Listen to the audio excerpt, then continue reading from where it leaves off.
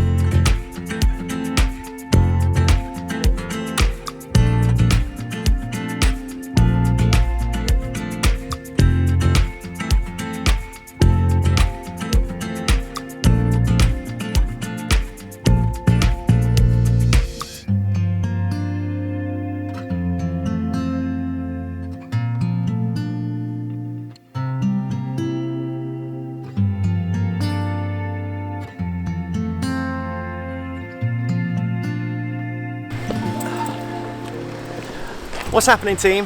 Well, I brought my bike over on the ferry to the Isle of Wight, which is just off the south coast of England for those of you not of this land. And this is Ventnor Beach.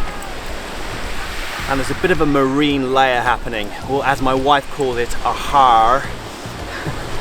I've just been doing a photo recce at the other end of the beach. There's a break wall which I'm quite interested in photographing, but the tide's just gone out, so the tide won't be back in until about 8 o'clock tonight, so I'll probably come back then and do a bit of long exposure. But for the time being, let's talk about self-portraits and how I create images like this.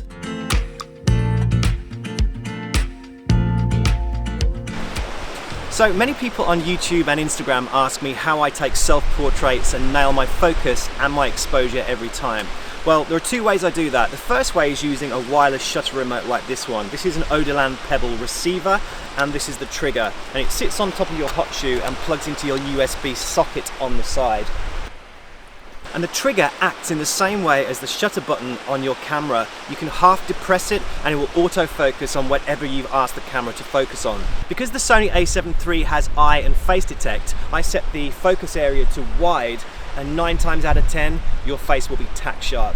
And incidentally, the A7C, which is what I'm filming you guys on, uses the same autofocus system. So wherever you go, you'll be in focus. The other way, if you don't have one of these or face detect, is to focus on an object close to where you're going to be and then choose an aperture of around f4 to 5.6. If you go too wide to say 1.8, even if you're 6 inches off your target, you're going to be out of focus. Then simply set your self timer for 10 seconds and that'll give you enough time to get yourself into position.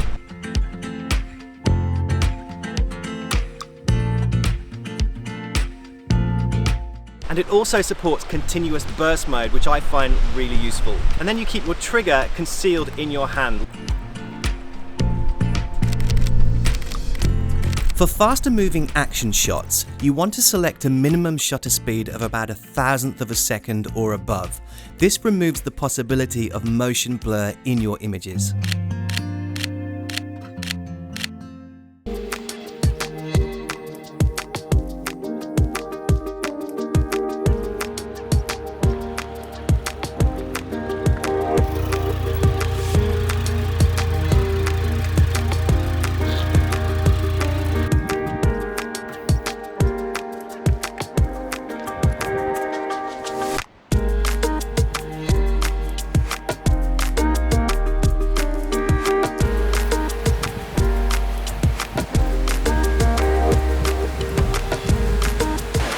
So the har has gotten worse, as you can see, but I'm going to use that to my advantage. There's a couple on the beach just having a barbecue here, so with that smoke that they're creating and the mist behind them, it should make for a nice atmospheric shot.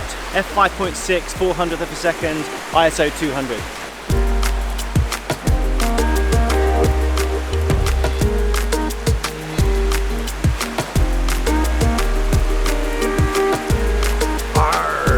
When I took this shot, I wasn't aware of the distant people coming out of the fog. I contemplated removing them with the content remove tool, but it's a moment in time captured and adds to the depth and scale of the scene.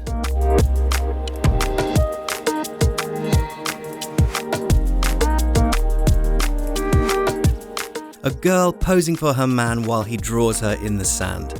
Such a fun thing to witness, and better still to grab it with a photograph. Even with higher f-stops, fog and mist is really useful for creating separation between the subject and the background.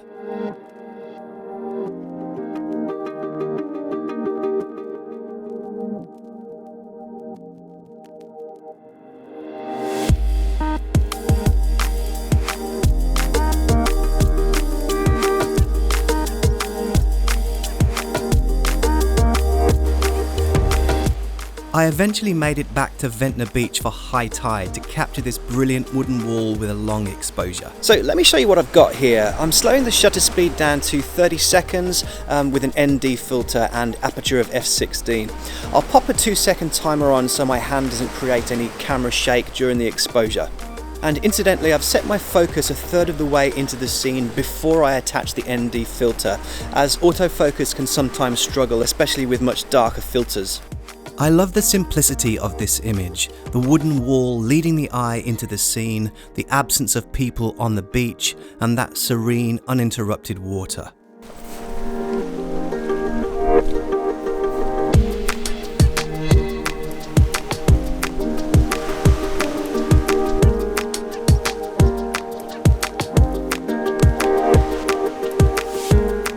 I somehow managed to insert myself and the tripod into this gap in the boulders to get a different take on this scene. Going with exactly the same settings as the previous image here, just a much lower vantage point.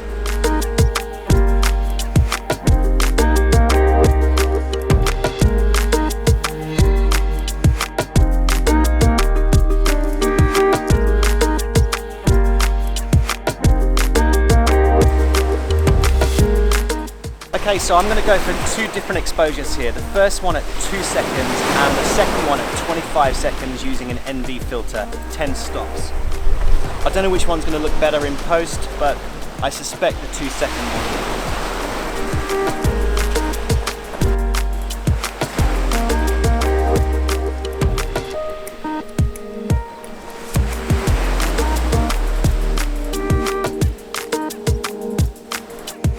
This is the 2-second exposure, and it has a bit more movement than the 25-second exposure. I'll let you decide which one is better.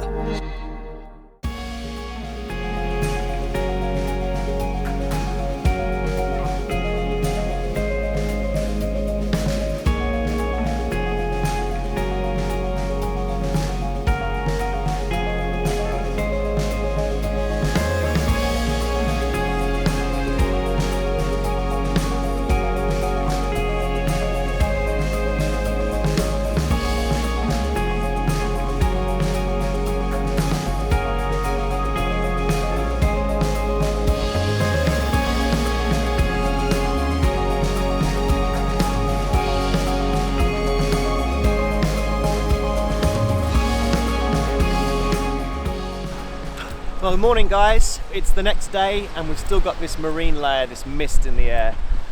This is fresh water and it's a bit windy, so I'm not sure if you can hear me properly, so apologies if you can't. We've got a nice little composition here. This has probably been seen before, but I really like the mist that's on the hills in the background. I'm going to use my 24mm lens and hopefully get this in one frame, so I don't need to focus stack. f8, 125th of a second, ISO 200. With the misty conditions and being close to the ocean, wiping down the lens every few minutes was an absolute must for a clean image. Birds are coming in right now.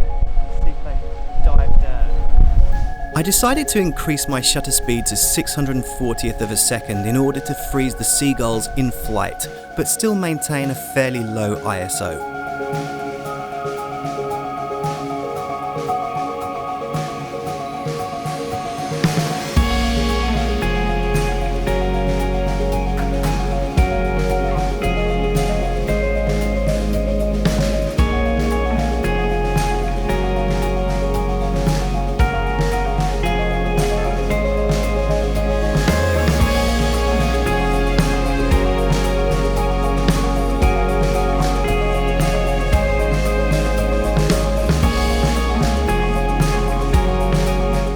On my way back to the bike and the ferry, I decided to capture one last photograph using my trusty 70 to 200mm lens for that compressed landscape photo.